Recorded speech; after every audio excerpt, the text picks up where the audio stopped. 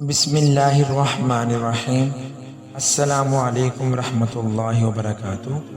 اللہ تعالیٰ نے جمعۃ المبارک کے دن کو باقی دنوں کا سردار بنایا ہے۔ اس نام کی مستقل ایک سورہ مبارکہ ہے۔ اللہ تعالیٰ نے قرآن کریم میں نازل فرمائی۔ جمعۃ المبارک کی قرآن و سنت میں بہت فضیلت مذکور ہے، اس لیے اس دن مسنون اعمال کا اہتمام کرنا چاہیے تاکہ اللہ تعالی ہمیں جمعۃ المبارک کی فضیلتیں و برکتیں نصیب فرمائے۔ نمبر 1، جمعۃ المبارک کی فضیلت۔ حضرت ابو ہریرہ سے روایت ہے کہ حضور نبی کریم صلی اللہ علیہ وسلم نے ارشاد فرمایا، ان سارے دنوں میں جن میں کہ آفتاب نکلتا ہے، یعنی ہفتہ کے 7 دنوں میں سب سے بہتر اور برتر جمعہ کا دن ہے۔ جمعہ ہی کے دن اللہ تعالیٰ نے سیدنا آدم علیہ السلام کو پیدا کیا، اور جمعہ ہی کے دن وہ جنت میں داخل کیے گئے، اور جمعہ ہی کے دن وہ جنت سے اس دنیا میں بھیجے گئے، اور قیامت بھی جمعہ ہی کے دن قائم ہوگی۔ نمبر 2، جمعۃ المبارک کے دن صلاۃ و تسبیح کا اہتمام کرنا۔ صلاۃ و تسبیح بڑی اہم اور عظیم اجر و ثواب کی حامل نفلی نماز ہے۔ آپ صلی اللہ علیہ وسلم نے حضرت سیدنا عباس رضی اللہ عنہ، حضرت سیدنا جعفر رضی اللہ عنہ کو یہ نماز بڑی تاکید کے بعد بطور تحفہ سکھائی تھی۔ چنانچہ حضرت سیدنا عبداللہ بن عباس رضی اللہ عنہ سے روایت ہے کہ آپ صلی اللہ علیہ وسلم نے ایک دن اپنے چچا حضرت سیدنا عباس رضی اللہ عنہ سے فرمایا، اے عباس رضی اللہ عنہ، اے میرے محترم چچا، کیا میں آپ کی خدمت میں ایک گراں قدر عطیہ اور ایک قیمتی تحفہ پیش کروں؟ کیا میں آپ کو ایک خاص بات بتاؤں؟ کیا میں آپ کے 10 کام اور آپ کی 10 خدمتیں کروں؟ یعنی آپ کو ایک ایسا عمل بتاؤں جس سے آپ کو 10 عظیم الشان نعمتیں حاصل ہوں۔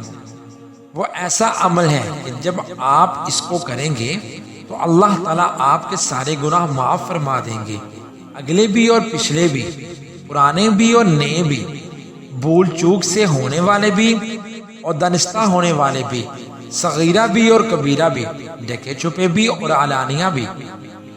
میرے چچا، اگر آپ سے ہو سکے تو روزانہ یہ نماز پڑھا کریں، اگر روزانہ نہ پڑھ سکیں تو ہر جمعہ کے دن پڑھ لیا کریں، اگر آپ یہ بھی نہ کر سکیں تو سال میں ایک دفعہ پڑھ لیا کریں، اگر یہ بھی نہ ہو سکے تو کم از کم زندگی میں ایک بار ہی پڑھ دیں۔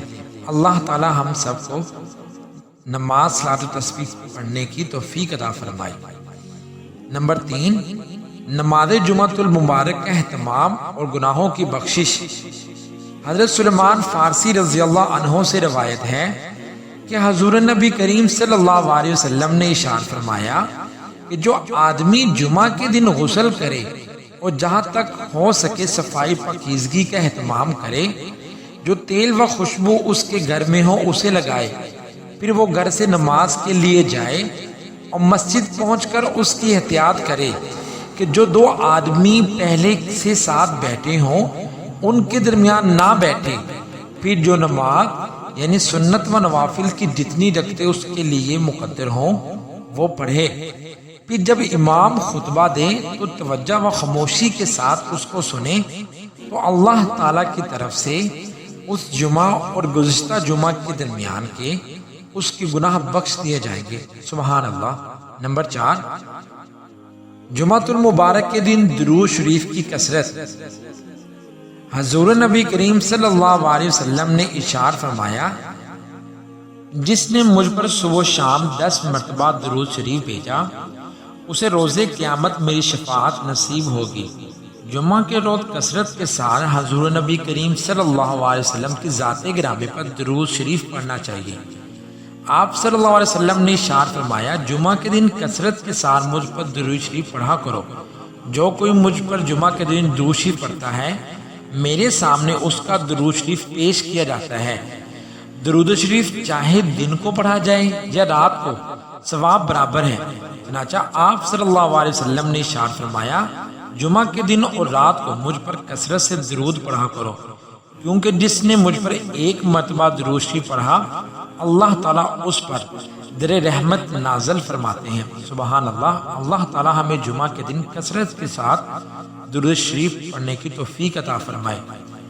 حضرت سیدنا ابی بن کعب رضی اللہ عنہ سے روایت ہے کہ میں نے حضور نبی کریم صلی اللہ علیہ وسلم کی خدمت میں عرض کیا کہ میں چاہتا ہوں کہ آپ صلی اللہ علیہ وسلم کو درود شریف زیادہ بھیجا کروں۔ آپ صلی اللہ علیہ وسلم مجھے بتا دیجئے کہ میں اپنی دعا میں سے کتنا حصہ آپ صلی اللہ علیہ وسلم پر درود شریف کے لیے مخصوص کر دوں۔ آپ صلی اللہ علیہ وسلم نے ارشاد فرمایا جتنا چاہو۔ میں نے عرض کیا اس وقت کا چوتھائی حصہ؟ آپ صلی اللہ علیہ وسلم نے ارشاد فرمایا جتنا تم چاہو، اگر اور زیادہ کر دو گے تو تمہارے لیے بہتر ہی ہوگا۔ میں نے عرض کیا کیا نصف حصہ؟ آپ صلی اللہ علیہ وسلم نے ارشاد فرمایا جتنا تم چاہو، اگر اور زیادہ کر دو گے تو تمہارے لیے بہتر ہی ہوگا۔ میں عرض کیا تو پھر اس میں سے 2/3؟ آپ صلی اللہ علیہ وسلم نے ارشاد فرمایا جتنا تم چاہو اور اگر زیادہ کر دو گے تو تمہارے لیے خیر ہی کا باعث ہوگا۔ میں نے عرض کیا کہ میں اپنی دعا کا سارا وقت ہی آپ صلی اللہ علیہ وسلم پر درود شریف کے لیے مخصوص کرتا ہوں۔ آپ صلی اللہ علیہ وسلم نے ارشاد فرمایا اگر تم ایسا کرو گے تو تمہاری ساری فکروں اور ضرورتوں کی اللہ تعالیٰ کی طرف سے کفایت کی جائے گی اور تمہارے گناہ و قصور ختم کر دیے جائیں گے۔ سبحان اللہ۔ نمبر 5، جمعہ کے دن سورۃ الکہف کی تلاوت کا اہتمام۔ حضرت ابو سعید خدری رضی اللہ تعالی عنہ سے روایت ہے حضور نبی کریم صلی اللہ علیہ وسلم نے ارشاد فرمایا جو شخص جمعہ کے دن سورۃ کہف پڑھے اس کے لیے نور روشن ہو جائے گا۔ 2 جمعوں کے درمیان امیر المؤمنین حضرت سیدنا علی بن ابی طالب رضی اللہ عنہ سے روایت ہے حضور نبی کریم صلی اللہ علیہ وسلم نے ارشاد فرمایا جس شخص نے جمعہ والے دن سورۃ الکہف کی تلاوت کی تو وہ آئندہ جمعہ تک ہر فتنے سے بچایا جاتا ہے، یہاں تک کہ اگر دجال بھی نکل آئے تو اس سے بھی محفوظ رہے گا۔ اس طرح حدیث مبارکہ میں آتا ہے جس شخص نے سورۃ الکہف کی پہلی 10 آیتیں حفظ کر لیں اور پابندی سے پڑھتا رہا وہ دجال کے فتنہ سے بچا دیا جائے گا۔ اور اسی طرح آخری 10 آیتوں کے متعلق بھی روایت آتی ہے، اور اسی طرح ایک روایت میں یہ بھی آتا ہے کہ جو شخص سورۃ الکہف کی پہلی 3 آیتیں پڑھتا رہے گا وہ بھی دجال کے فتنے سے محفوظ رہے گا۔ سبحان اللہ۔ اللہ تعالی ہمیں جمعہ کے دن سورۃ الکہف کی تلاوت کرنے کی توفیق عطا فرمائے۔ نمبر 6، جمعۃ المبارک کے دن کے 7 اعمال۔ حضور نبی کریم صلی اللہ علیہ وسلم نے ارشاد فرمایا جو شخص جمعہ کے دن 7 اعمال کر لے اس کو مسجد جاتے ہوئے ہر قدم پر 1 سال کی نفلی نمازوں کا ثواب اور 1 سال کے نفلی روزوں کا اجر و ثواب ملے گا۔ وہ 7 اعمال یہ ہیں: 1 غسل کرنا، 2 اچھے کپڑے پہننا، 3 مسجد جلدی جانے کی فکر کرنا، 4 مسجد پیدل جانا، 5 امام کے قریب بیٹھنے کی کوشش کرنا، 6 خطبہ غور سے سننا، 7 کوئی بےہودہ کام نہ کرنا۔ نمبر 7، نماز جمعۃ المبارک کی فضیلت و اہمیت۔ حضرت طارق بن شہاب رضی اللہ عنہ سے روایت ہے حضور نبی کریم صلی اللہ علیہ وسلم نے ارشاد فرمایا کہ جمعہ کی نماز جماعت کے ساتھ ادا کرنا ہر مسلمان پر لازم و واجب ہے۔